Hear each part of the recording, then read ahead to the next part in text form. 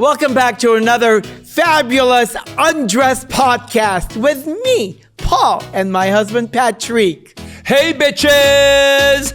I know you don't recognize where we are today, but that's because we're coming to you live from a studio in Hollywood. Before I introduce today's guest, I just want to remind you to rate, review, subscribe, hit that stupid bell, get your notifications. Every Wednesday, we got a new episode dropping with some amazing guests coming up. Wake up your brother, your mother. Who are we supposed to wake up for? Your dead grandmother. She's doing great. Yeah, wake that bitch up and make her subscribe too. She's not a bitch. Well, I'm coming over for dinner, Grandma. she's dead. Her phone works. She can hear me. God. Anyway, I'm excited because today we've got a really, really close friend. You guys will know him as Anna Nicole Smith's Bodyguard. He was just in the Netflix documentary, Anna Nicole Smith, You Don't Know Me. We were too. He's been a bodyguard to several other celebrities. But to us, he's just Big Mo, and we call him Brother. Hey, Mo! Yes. Woo! What's up? How you doing? How you doing? What's up? What's up? Wait, what's this mustache going on? It looks like I'm getting older and you guys getting younger. I don't know what it is. Oh, keep talking. Don't stop there. Yes. Anything else you want to say? I look skinnier, sexier, hotter. He's a bitch. But you know, you're a piece of work. Let's put it like that. Exactly. Look, I wore red just for you, like fire engine red. Yes. Is that cool? Yeah, I was going to wear red, but I wore red for my other interview, so I figured I'd wear green. I still had the fire department issue thing on, so everything is great. Mo, I want to start off with, first of all, for our guests that do not know who you are, I've introduced you as Anna Nicole Smith's Bodyguard. Okay. You know, you're our brother. We know that. Brother from another mother. We always say that. But you're more than just a bodyguard, of course. Yes. One day you're going to come out here and be our bodyguard. We already have that arranged. We know that. Who else have you done bodyguard work for? I know you've worked with other celebrities. So just inform our audience and let them know so we get a little background on you. All right. Well, the first person I ever did security for is I was young, and Ja Rule. I don't know if y'all remember. Of course we know Ja Rule. Yeah. Yes. Yeah, real quick. I was working at a club, and then he had a photo shoot for what? There's a hip hop something. It was a show that showed the place that they live, and they need somebody. Got it. The Crib. The Crib, MTV. The Crib. Yes, Crib. Oh my goodness, Cribs. Yes. So it was him and Vin Diesel. Vin Diesel came through. Vin Okay. Diesel, the bald guy, he's hot. He's so hot. Oh, Yeah, well, I didn't see it that way, but I can understand you guys. So then I got out of being at the bar. I was at one of the top bars on South Beach, and then I ended up doing like little spots for J-Lo. I have pictures with like Will Smith. I remember. I worked with Missy Elliott. I I love remember that Missy too. Elliott. What was it like? Yes. What was it like working with J-Lo? J-Lo was I was able to. I was like working in her compound, and That was bitch is a compound. The first time she was with Ben Affleck. Really? The first time, 20 years ago. The Yeah. first time. Yeah, the first time I was with her, and you know, she's like most other celebrities. I mean, I wasn't as close to her as I was to Anna, but Of course. you know, she had her ways. Yeah. Wasn't bad. You know your favorite body that you guarded was Anna Nicole Smith. We know that. Oh, 1,000%. So tell our audience how you met Anna Nicole and how did you become her bodyguard? All right, so it happened back around 2003, I would say. She had just started blowing up with TrimSpa, and she was in the Miami area at the shoot on the beach. She had a shoot on the beach, and from what I hear, she was getting ready to get a boxer. Shannon Briggs was going to be a bodyguard, but someone someone talked her against it, and then she looked for other people. And I'm actually a firefighter down here in Miami, and and what happened was I do the bodyguard work on the side, and I went, and they thought it would be a good idea since she was having a couple medical problems from bruises from working out and whatever was going on. So I took on the job. She did a photo shoot on the beach, one of those big photo shoots she did. Yeah, and she got really sick, and as we was walking, she just kind of fainted, and I just picked her up and I carried her off to a hotel room. It's such a Whitney Houston, Kevin Costner moment. Yes, the bodyguard. Yeah, so I picked her up and carried her off. She really thought that was good. And one time, in the beginning of our relationship, I guess she was trying to see where I was. So she was being flirtatious with me, asking me that I like her body and what I think about her. Yep. And at the time, I think I was working with her probably about a week at that time. I said, well, right now I think of you as a sister, because I'm sure you got enough people running and throwing themselves to me. And then she, looked at me, gave a little tear, and said, wow, no one's ever told me something like that. And then from there, it just blossomed. And of course, I was working for her, right? But it became more closer. One of the guys that I worked through was a police officer. His name is Gary Jones, bound to be found down here in Florida. He always told me, when you work with someone, don't make it personal. But at this point, there was something about her. We were around the same age, and we had some little similar things happening. Like, she didn't get along with her family. I wasn't around my family, my father as much, and I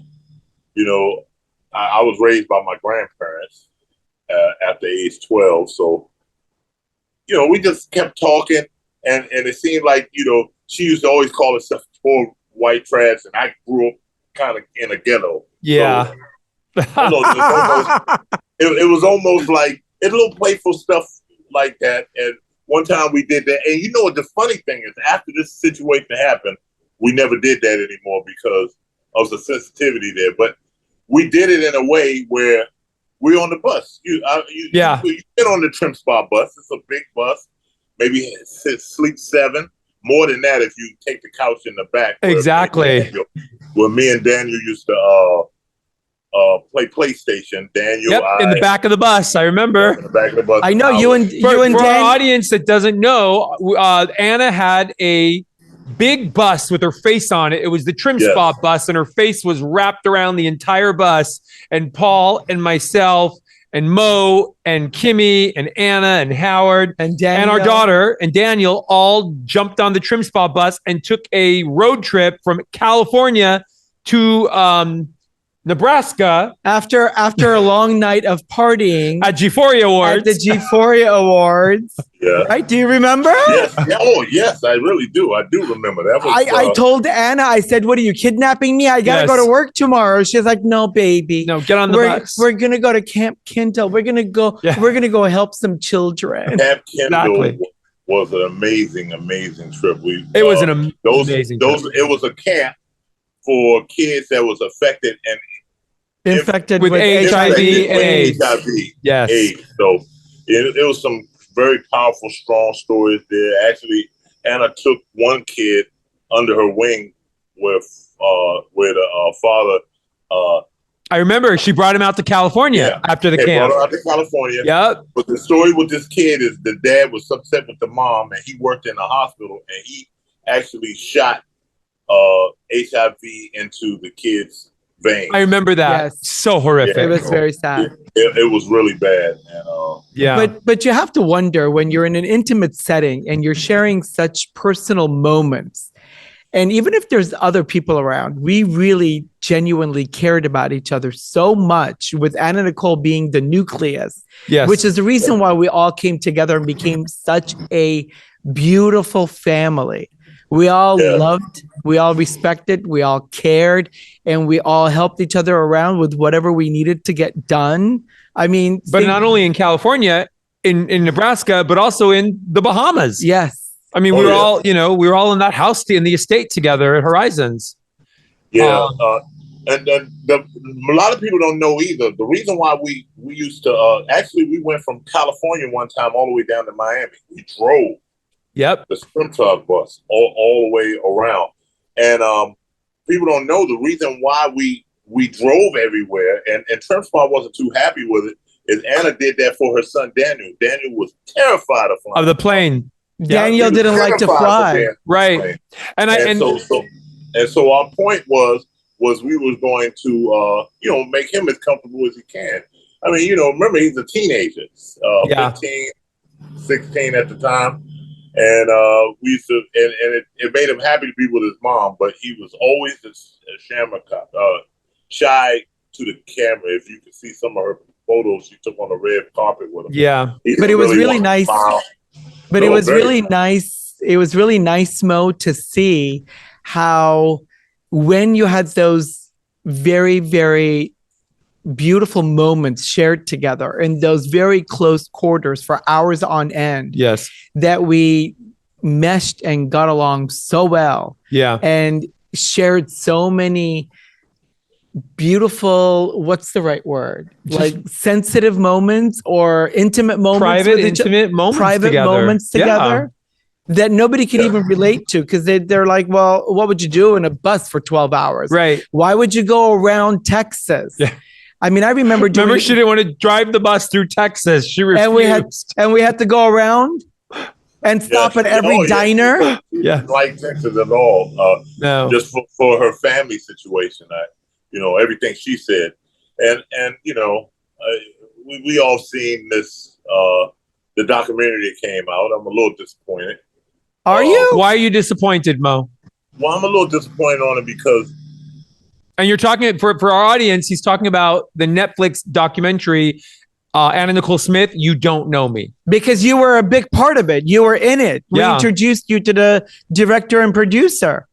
Yes, I was a part of it, and I had some good points in it, but there was certain people that was in it for such a long time, like they really understood her life. Maybe they understood her life before the fame, but after she got the fame that she seeked and wanted so bad, it didn't mean anything to her after a while. Well, at the end, it didn't mean anything to her because the person that was with her, pretty much her whole adult life wasn't there, and she didn't know how to cope with that. Right. We're talking. You're referring to Daniel.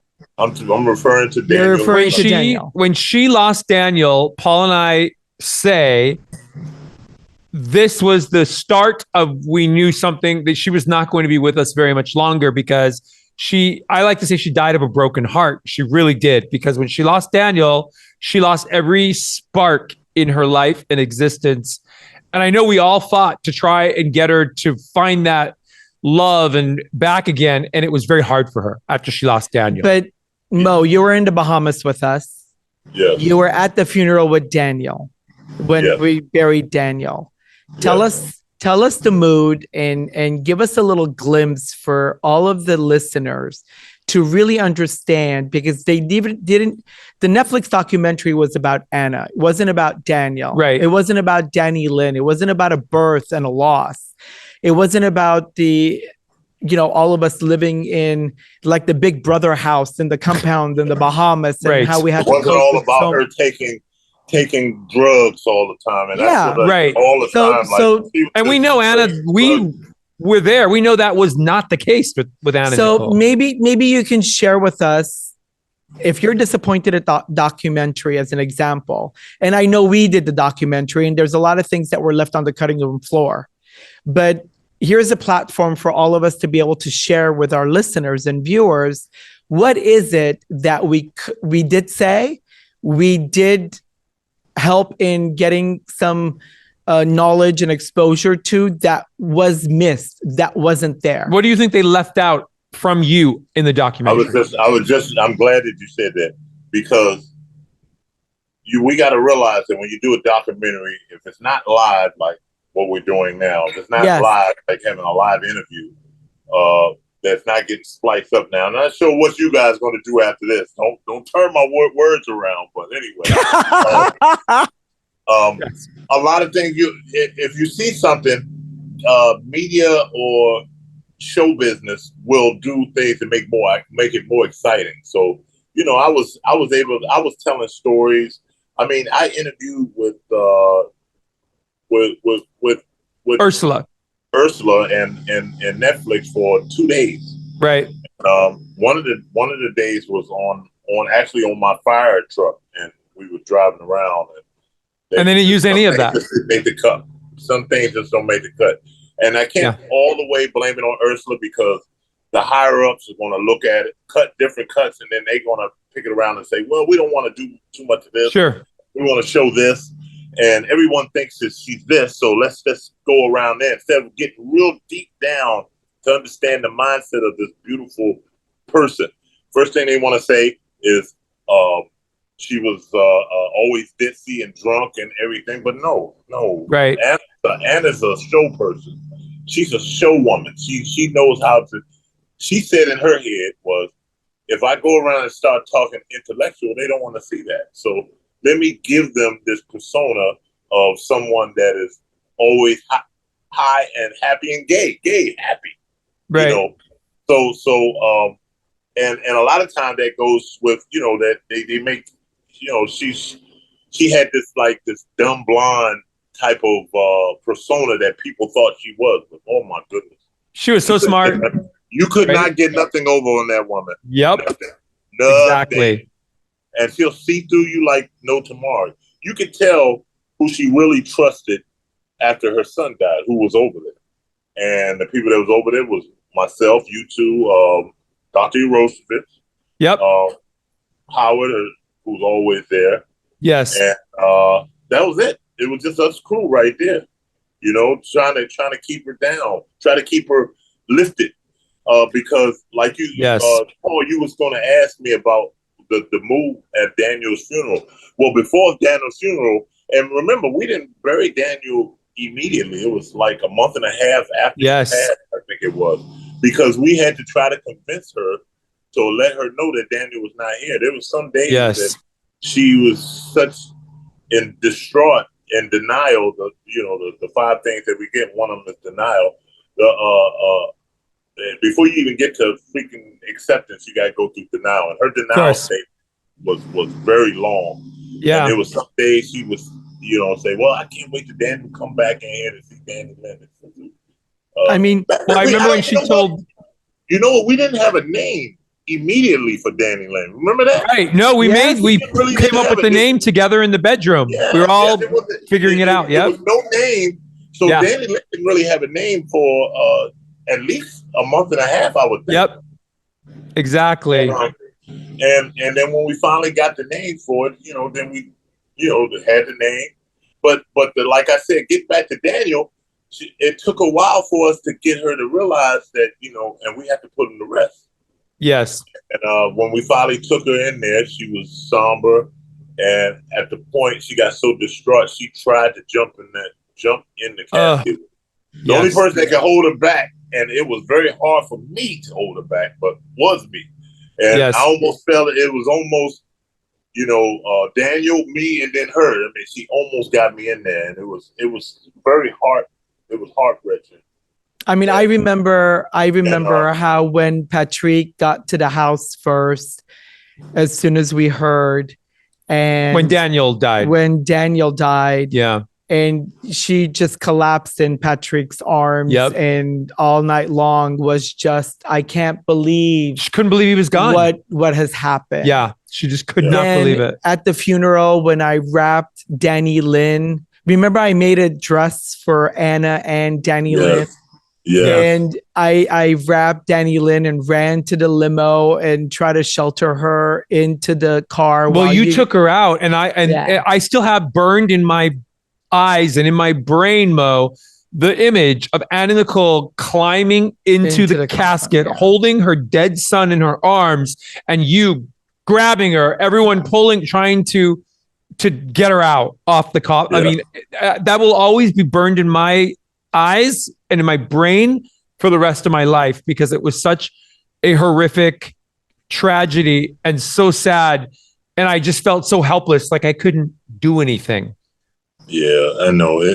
That's one of the memories. And I'm a firefighter. I've seen a lot of things. I've seen death and accidents, and that is something that you don't realize how important it is, or how lucky you are not to see someone that you care about being such hurt. Well, yes. And that's, here's something that I don't think anybody knows, and you can confirm this, Mo.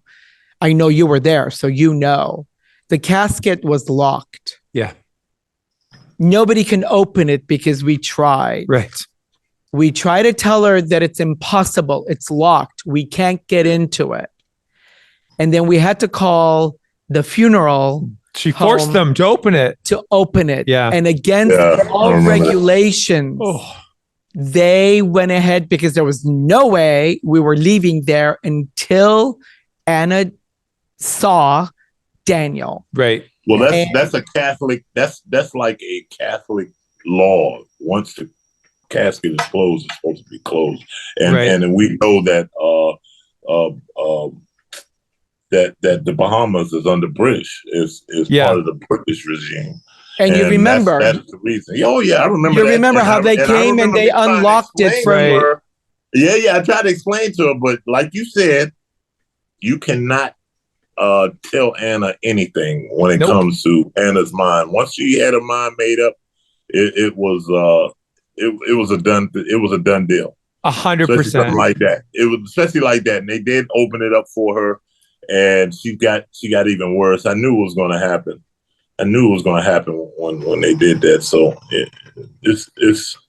What did you want that you said to Ursula and Alex that you wanted to reveal or explain or express about Anna Nicole that did not make it in the documentary? Well, apparently, as we know, off limits was to talk about, Dannielyn's dad. Why is that? Larry Birkhead. What are your feelings about Dannielyn's father? Our feelings. So what are your feelings? My feelings. Number one, that's her father. So I don't want to be disrespectful to her about her dad, but how we met him wasn't what everyone thinks. Everyone thinks that Anna and Larry was madly in love. He was hanging out and stuff. I mean, yeah, of course, you're going to see some pictures when we're out partying where she's hugging on Larry, just like you're going to see pictures.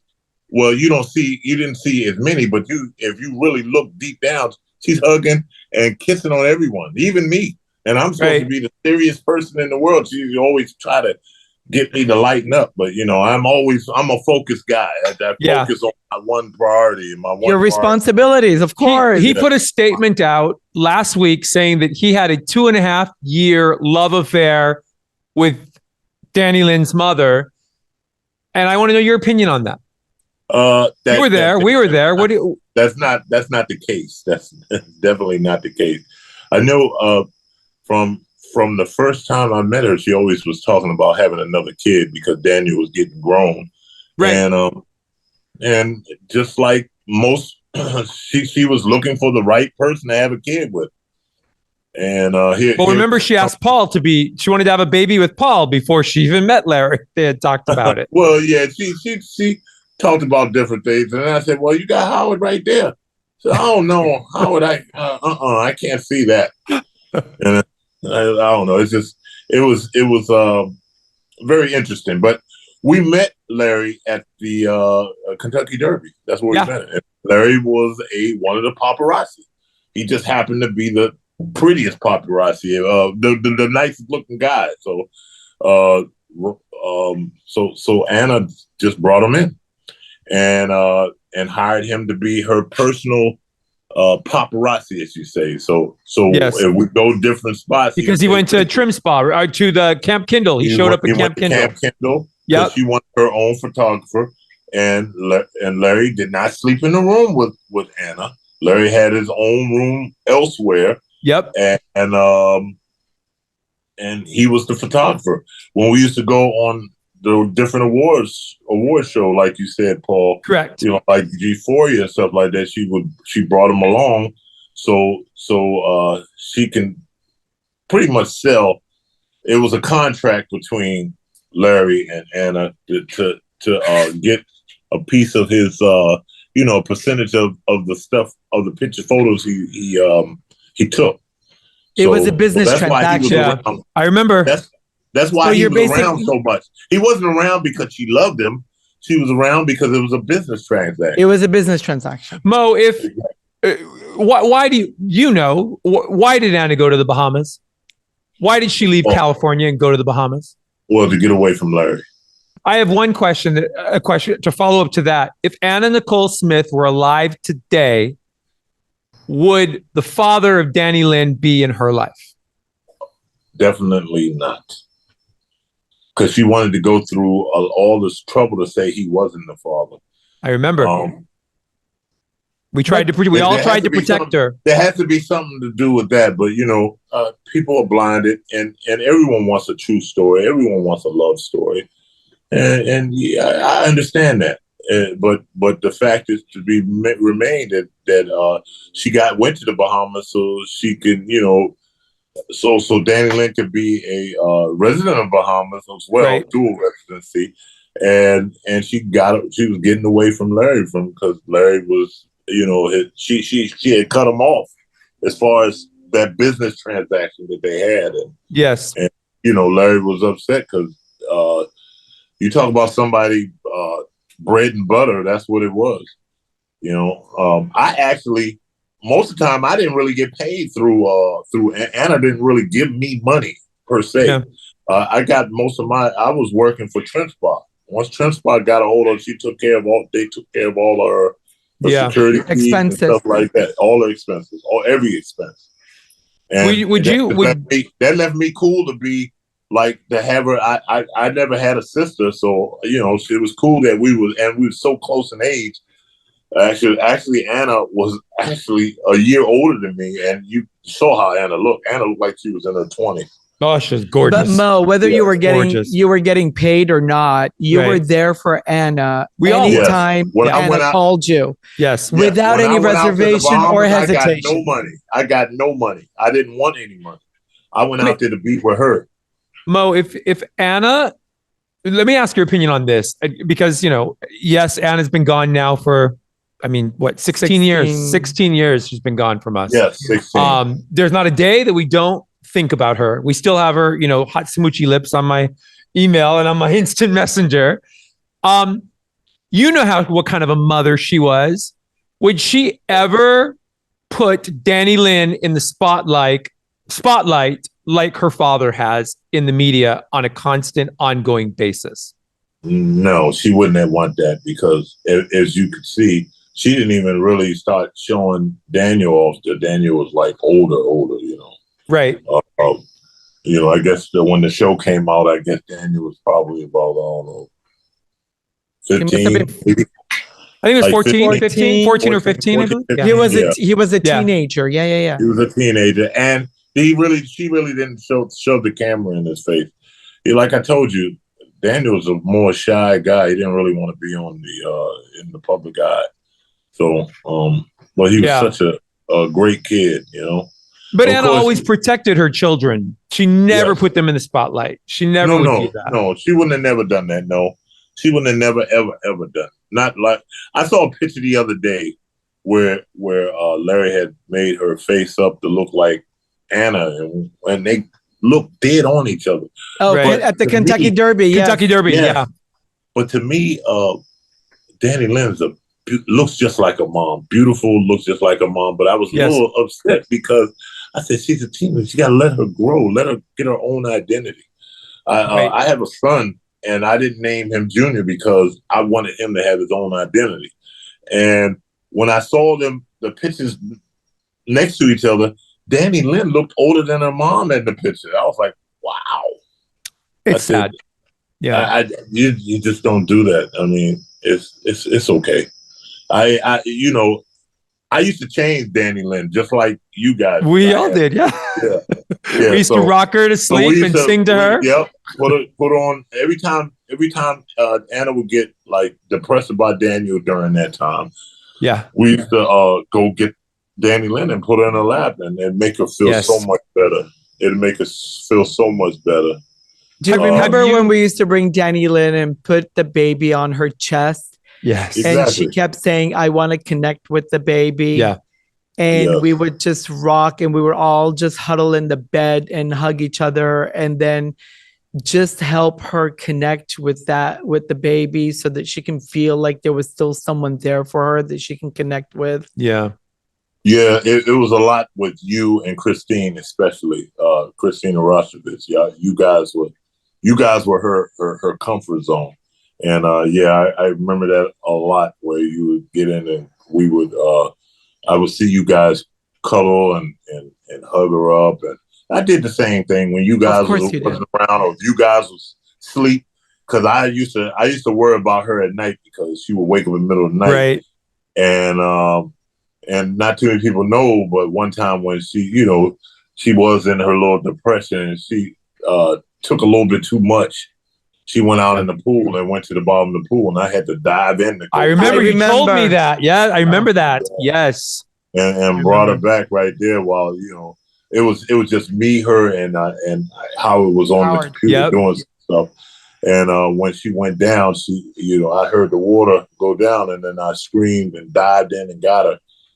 And it wasn't that she was trying to kill herself or anything like that. She was just, there was a floaty that she likes to float on, and I guess she thought she was on her bed or something, and flipped over and went all the way in the bottom of the pool. I remember. So I got her out and I revived her at the time. And I believe like a week later, she ended up with pneumonia.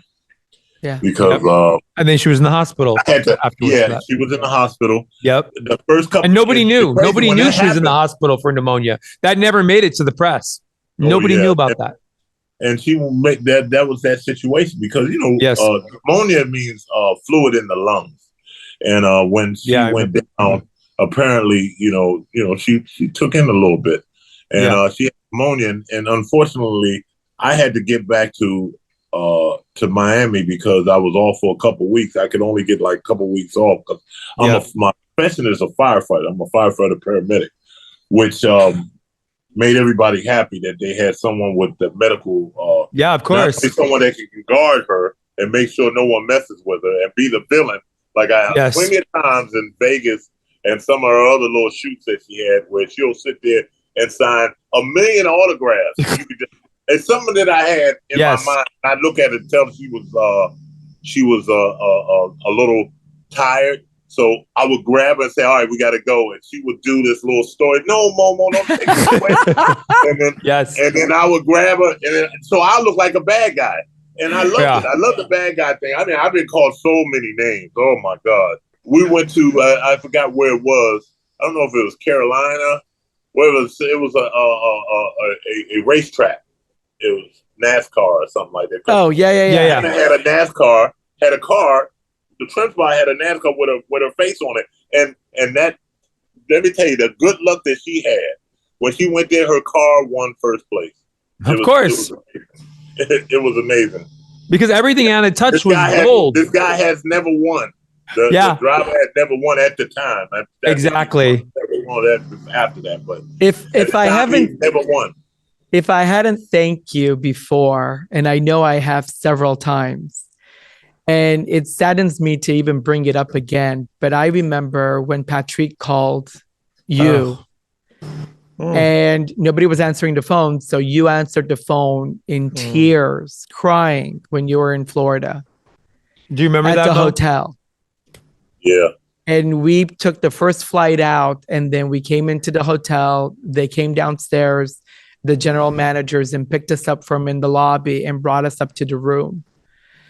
And when I saw the terror in your eyes and how horrified you were, and then Howard, and you guys were just sitting there bawling, like as if life had just finished for you two, and just the whole disaster.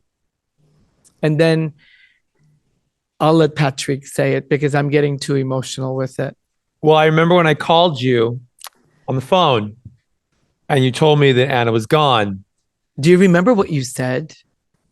Yeah, No. I said, baby girl's not here. Yeah. Yeah. And I said, baby girl, something happened. She's gone now. She's gone to be with baby Daniel. girl. And I was like, Mo, The no. first thing I said is she's gone to be with Daniel because the night before I had a discussion with her and she kept on saying a little, and I didn't think none of it because she said it before. Said the only time I get to see Daniel is when I'm sleeping. Yeah. And I don't say that to say that she took her life because I don't believe that what happened. I believe it was an accidental overdose, you know. Yes. What I'm saying is that she felt more comfort like we do.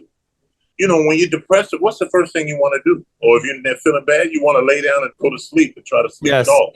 Everyone does. That's human nature. Absolutely. And her thing was that she loved Daniel so much. And you're right, Patrik. And I've said that plenty of times before, too. She didn't die of overdose or being a drug. She died of a broken heart. Right. She wasn't going to be. She was here just as long as she could be here. But also one thing, Mo, that I really think, and you'll agree with me on, and I want to see if you agree with me on this. Everyone thinks Anna Nicole was this giant, like, heroin drug addict, and she really was not. She would just take shit, take more shit, forget, take more. Am I not correct? It's not like she was there shooting up in the bedroom or like I never. No. And I really want to never shot up anything. And I want people to know that never shot up anything. She like she said in one interview, she's not a drug. She don't do a lot of drugs and stuff like that. Yeah, she takes Xanax, she takes pain pills, and you know, me being in the profession that I am, people sometimes rely on stuff like that. I remember had her having a bunch of pills in the room, and I went to talk to her doctor in the Bahamas. I said, maybe we should give her some placebo. And if you don't know what placebo is, it's just like a sugar pill. Yeah. It's really nothing. Yeah. It just, if you tell someone, look, this is a pill for anxiety, and you get it, and then in their head, they're thinking, okay, I need this pill. Let me get a couple of these pills. And all she would get was a couple of these placebos. And then after about 20 minutes, I feel so much better. And we know, the doctor and I know that it wasn't nothing in those pills. It wasn't anything in it. Right. Yes. But in her mind, she needed it so bad. Of course. And if you could give her something and say, this is going to help you sleep, she will fall asleep then. Because in her mind, it says, I just got the medicine that's going to help. And she had a high tolerance for medication, and she would forget. Like we would be there and be, Dr. Chris would give her meds, and then she would forget to go take more meds, and that's why Paul and I did a podcast a couple of weeks ago on somebody else's show, and a lot of the people had made comments that, why are you defending this drug addict that was a terrible mother that didn't, and I really took offense to that, and a lot of them were praising Dannielyn's father. He's doing such a great job and all of these things. And they were like saying that, we didn't really know Anna and things like that. And I really took offense to it because they were not there. You were there. Paul was there. I was there. Dr. Chris was there. So we know the real truth. We know everything. We know how it all went down. Yeah. Do you think we could have done anything differently to save Anna? I've been struggling. I struggle with that. I've been struggling with that for 16 years. Me too. Sometimes I say to myself, because she was around enablers. And sometimes it's human nature to enable somebody to the simple fact you want them happy. Right. So outside of actually forcing her to go into a rehab or forcing her, there was nothing we could do. And in this day and age, if someone is coherent enough, you cannot force them to do anything. Right. You can't. And we all know how stubborn Anna Nicole was. You could not, if she had her mind made up, it was her way. Or, you know what I mean? She's almost as stubborn as my husband. But you know what a beautiful community, and look at how we're still family. Yeah. Even though Anna Nicole is not here, and she's here She embodies all our spirits. We embody her spirit. We talk about her every day. We keep her memory alive because we love her. We still love her. We've always cared about her. Yes. And I always think that I'm a clothing designer. And somebody once said that I only made one dress for her or something, and I didn't really know her. Actually, I will. Dannielyn's father said to a reporter that Paul and I only met Anna Nicole 2 times. And that Paul made a few dresses for her. What do you think about that when my best friend is buried in my gown? That makes, first of all, that makes no sense. You got to use a little common sense. Daniel died, and she requested people to come over, and I believe I'm the only person that she probably paid for a ticket to get over there. Yeah. So everyone that was over there pretty much got over there on their own accord. You guys flew over out of your own. I mean, as busy as you are, Paul, I mean, the people that you make dresses for, you actually made a dress for one of the people I did security for, the Housewives of Atlanta. I saw you with Cynthia Bailey. Cynthia Bailey. Yeah. I was with them. I was with Housewives of Atlanta one time when they went to South Africa. We just saw Cynthia Bailey on Saturday night at Kyle Richards' white party. Yes. For Real Housewives of Beverly Hills. Yes. I saw the Instagram post that you put out. Love Cynthia. Yes. So them to say stuff like that, they don't know. I mean, think about it. The people that should get interviewed for anything about her, especially her last quarters, the people that was there for her when Daniel died, 1,000%. Yeah. I mean, I remember when I came into that hotel room and the first thing Howard said is they're looting the house. You have to go to the Bahamas right now. And you did. And all I thought was, okay, how do we take care of situations? Patrik stayed behind with you guys so you guys can figure things out there. I went to the Bahamas and I sat on the sidewalk for almost 14 hours because I didn't have access to the house until the government had to come and let me in and then go through the house. And it was just so difficult to see how they ransacked the baby's room and all the other areas of the house. And all I could think is, how do we protect everybody now? What do I do? I felt so horrible. And then when people lash out at us, and maybe I don't have the right tools to be able to manage sometimes, or I don't know what the right course of action may be. But in terms of anxiety and panic and care and respect for a loved one that you want to be there 1,000%. Yes. You respond, you react. I don't know what I did was right or wrong. But then now when you have all these people that just have a platform to talk, I almost want you to say what's on your mind and clear the air about what do you think we were to Anna? How do you think we fared with Anna when she was here? Why do you think she called on us every day and every time? I want them to hear from someone else, someone new. You haven't been in the public eye. You don't do a lot of interviews, but you were there. Yeah, I was there. And like I said, she wouldn't have had people around her if she didn't trust them. That's it. She understood that when she was gone away, that we wouldn't do something to backstab her or try to grab her or use her for something. Right. Because we generally was a family. It was just like what it is. I mean, I do well in my profession. Both of y'all did well with whatever y'all was doing. Yes. Well, whatever Patrik was doing, but I know what Paul was doing. I was doing casting and representing. Thank you, Mo. Thank you, Mo. I worked very hard, Mo. Yes, you do. You work very, very hard. Even in the middle of the night. There's a crazy thing. In fact, the whole time you was out in Bahamas, when you had a chance, if you wasn't hugging on Anna, you was on the phone dealing with business, or you was sitting there trying to design. You was scribbling on everything. Actually, what I remember. Do you remember when you got the sewing machine from the nanny's cousin in the middle of the night and he sewed Anna's wedding dress? And then the next day, we're on a yacht in the middle of the ocean. What was that, 3 a.m. when we had to get like into a van and run? It was crazy. It was crazy. Yeah. The commencement thing you're talking about, right? The commencement ceremony we had. Yes, when she married Howard on the boat. Yes. I had photos of me picking Anna up and walking her to the boat. She was getting ready to have her ceremony on. And yes, you guys was there and you made that dress. You sat there all night. I actually made it. I think you made little signs of it before that. And then she wanted some last minute changing. And put it all together, and then you went and did it. And it was amazing. It's amazing how fast and how hard you work, Paul. Don't let Patrik keep you down. Patrik, oh, great.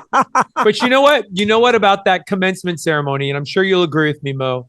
That shows everyone the lengths that Anna Nicole went through to try and protect Dannielyn. Yes. To marry Howard K. Stern. That was the only real reason why she did it.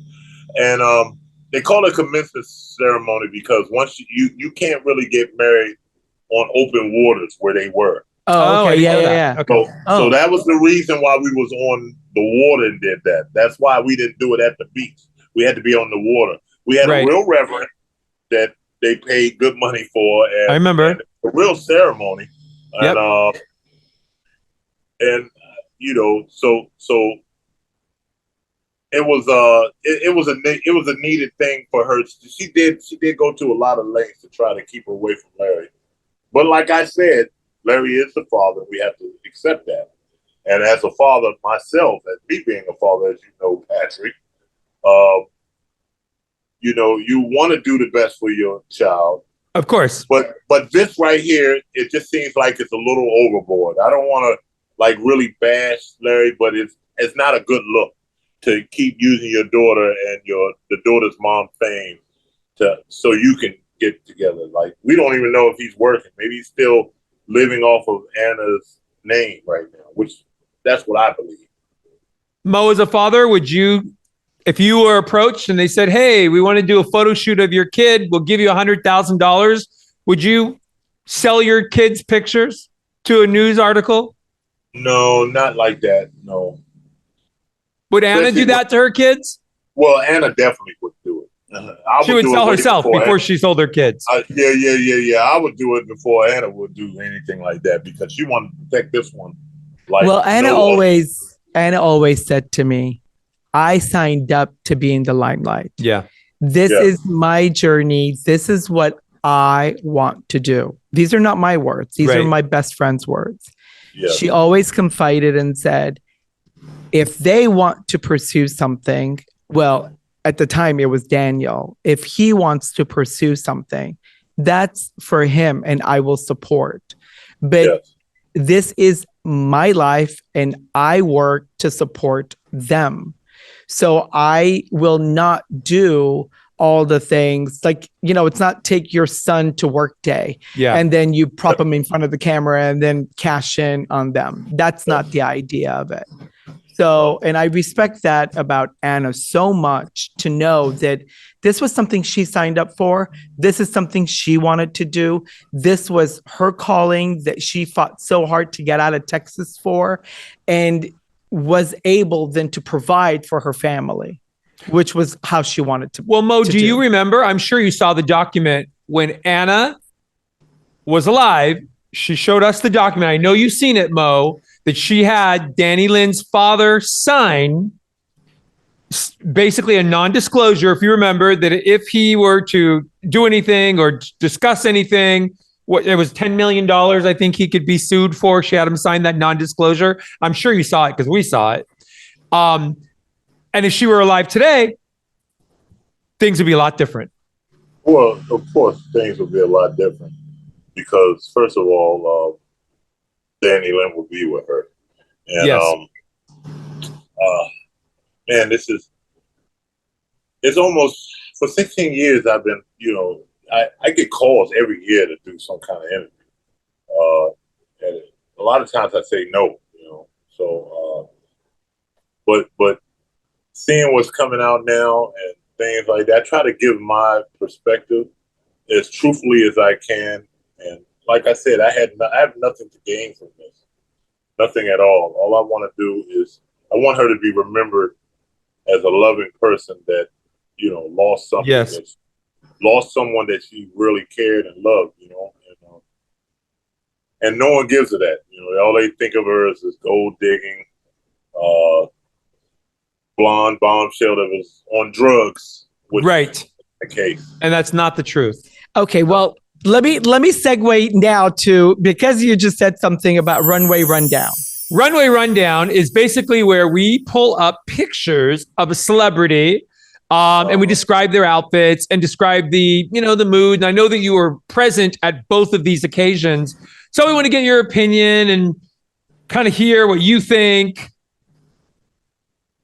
of the wardrobe. Not just say the wardrobe, but just the whole overall event. So this one, I know you remember this. Oh, wow. Do you remember when I was backstage? You were right beside me? And I couldn't believe that happened. I was like, oh, God, what is she doing? I almost went out there, but the producer said, oh, you can't do that. Yeah, that's it. Okay. This is when she popped her, for the audience that doesn't know. Yeah. This is when Anna was wearing the gold dress that Pol made for her for the GPhoria Awards right before we went to Camp Kindle. And she got on stage and she popped her boob out. No, but do you remember what the audience wanted? They were trying to stall because they were changing camera angles. And they're like, oh, could you just like, you know, talk to the audience for a few minutes? She goes, what? Do you want me to do a strip tease? And so she's like playing with her dress. And next thing you know, she's like, oops. But nothing ever showed. Her boob was still intact. She had her hand covering it. And of course, it was, by the time we got onto the bus to when we started going to Camp Kindle that same night we drove out, it was like all over the magazines that Anna's boob was out. All over the place. Yep. Yeah, that was all I kept on thinking is like, oh man, she's gonna make my night rough because these guys finally turned on. I said, oh my goodness. But yeah. She did that to, you know, she was fun-hearted like that. Yes. She did the nip slip before anybody else did.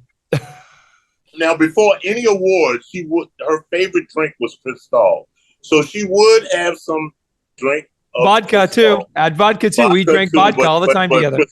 But Cristal was her favorite, like easy laid down drink. So sometimes she would overdo it a little bit, just to loosen herself up for these shows. So a lot of these are like that show there, the American Music Awards. Do you remember?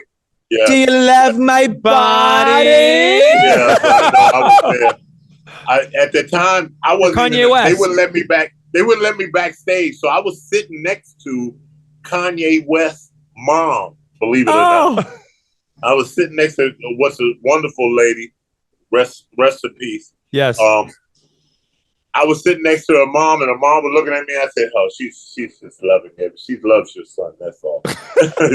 And she's like, "Oh my goodness!" So it was great, man. She was such a fun person to be around.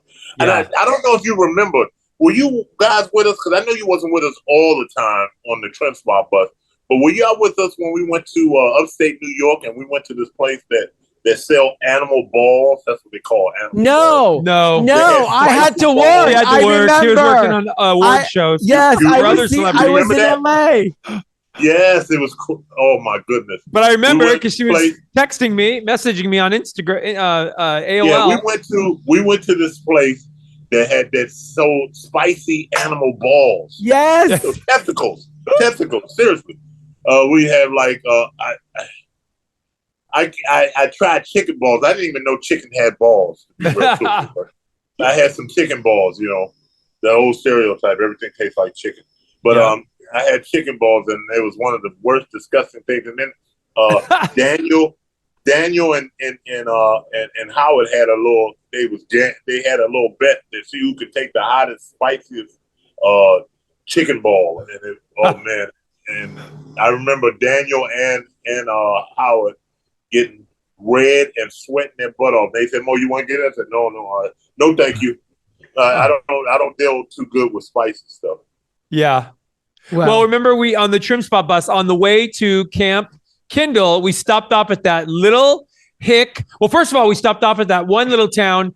We drove the TrimSpa bus up early in the morning. Was it Jack in the Box? She wanted. What was the restaurant? Wendy's? Well, I can't remember which restaurant was the fast food, and everybody was McDonald's, and everybody was surrounding the bus when they saw her face on it. Remember, it was like 6 a.m. We get off the bus, and it was McDonald's. I think they were chasing us down the freeways. It was the highways. Yes. Oh yeah, and like I said, Anna's gonna be Anna, so she's gonna try to communicate with everyone out there. She wasn't everyone. I've worked with celebrities that don't like fans around, and I never understood that. And maybe I was a little spoiled with Anna, but Anna would greet every fan. It was not one fan she didn't greet. And I told you, I like to say Anna didn't care if you were the. I had to be the enemy, so I had to actually pick her up and carry her to the bus. I remember. I picked her up and carried her everywhere. Otherwise, she'd stay out there the whole time because Anna didn't care if you were the maid or the CEO. She loved everybody the same, and always, like literally, Mo, you would have to carry her out because she would stay there all day long, taking pictures and signing autographs. I just had this little knack to know when she was just too tired to be bothered with anybody. Yeah. Have you seen Dannielyn? I have not seen Dannielyn. Because we haven't either. And I say, and we've said, when she's 18, she can seek us out, seek you out, Mo, seek out the people that were very close in her mother's life that are going to really give her the real truth about her mom. Yeah. I think that. What would you say to her today if you saw her? I would say that please forgive your mom for not being with you. She really loved her a lot. Yes, and cared a lot about her. And right now, just know that she's in a happy place and very happy to see her grown and looking as beautiful. I mean, she's dead on, look exactly like her mom. It's amazing how a wonder it was. I just would like to let her know how much her mother cared and loved her, and that it was not personal towards her why she's not here today. Yeah, it's very sad. We love you, Mo. Sad. We really love you. Before I go, yes, I think it was last year or year before or something like that. You had an incident, Paul, where someone jumped you. And you know how I feel about this. Yes. I'm ready to come out there and watch over you guys. I mean, I know you've been saying it. And when he said, when we get a bodyguard, you're our bodyguard. That's going to be happening soon. Well, you've lifted me up. You've lifted me up. Yes, I would. I wish I was there because somebody would have been really hurt that day. You would have kicked their ass. I don't play that. I don't play no one messing with my brothers. My brothers. He remembers when we went to the Anna Nicole, the DVD release party. It was DVD release. There was like 1,000 people everywhere. And I remember Anna was calling for him and you went through the crowd. Do you remember? And you picked him up. And I had to grab him, pick him up and get him over there. Yeah. Carried him over, everybody. Momo, go get Paul. Don't let nobody grab him. Yeah. And I went in there and I grabbed him, picked him up. Paul, by the way, you look excellent, bro. And I know your real age, and you don't look nothing like it. You look like you're still in your 30s. Thank you, Mo. I love you. I love you, and thank you for being. Yes. Thank you for sharing, and thank you for coming on and being honest. I'm telling you, there's so much more we can. We're gonna bring. Mo, we're gonna bring you back. Exactly. One day I want to be face to face with you guys. Yeah. The next time you come back in a couple months, you'll be live in studio with us. That's what we're gonna do. Right. I like that. I like that idea. All right. And on that note, brother, you've just been undressed by Pol and Patrik. Yeah. Hey, Paul, you haven't said that you can make I need a suit for myself. Can you make me a suit? Don't worry. I got a long. I don't want no glitters. I got a big long tape measure for you, Mo. I don't want no glitters now. I don't want nothing glitter, but thank you. I got you, my friend. Absolutely. We love you, brother. Love you. Thank you. This podcast is brought to you by Vocal Podcast Network. Executive producers are Michaela Simon, Paula Tu, and Patrik Simpson. Produced by Ariana Giles. Shooting by Third Wheel Podcast Studio. Editing by Luis Pina. Music by Digital Camel. Artwork by Dominique Demetz. And hosted by Paula Tu and Patrik Simpson and Little Snow White 90210. Remember to follow Paul at Paula2 and Patrik at Patrik Simpson, Snow White at Snow White 90210, and Vocal Podcast everywhere. Don't forget to rate, review, and subscribe so you never miss an episode.